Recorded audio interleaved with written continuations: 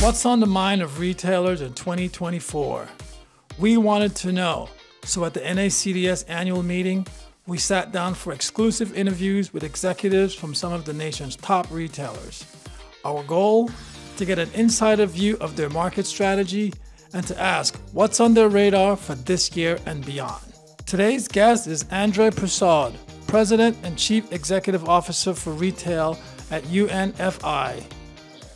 So Andre, thank you for joining us. Thanks, Nigel. And sitting down with us.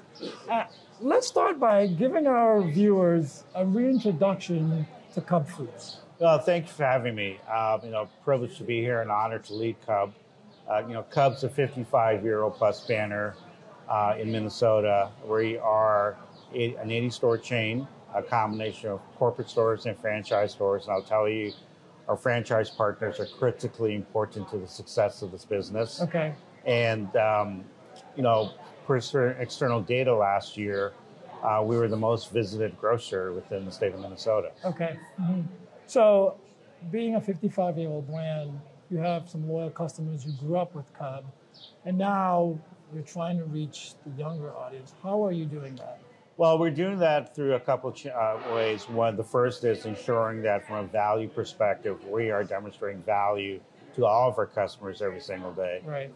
The second, to win hearts and minds of that next cohort of customers, is really rethinking both our physical in-store experience and our digital experience, right, and being a digital-first approach on engaging with consumers. Yeah. So we talked earlier, and you mentioned that 40% of shoppers approach grocery shopping from digital first, from mobile. And so I guess you're going after that. Yeah, everything from as simple as, what's store hours, right through to inspiration, whether it's, recipes. Mm-hmm. We talked a little bit about cake decorating, right, as an example of inspiration.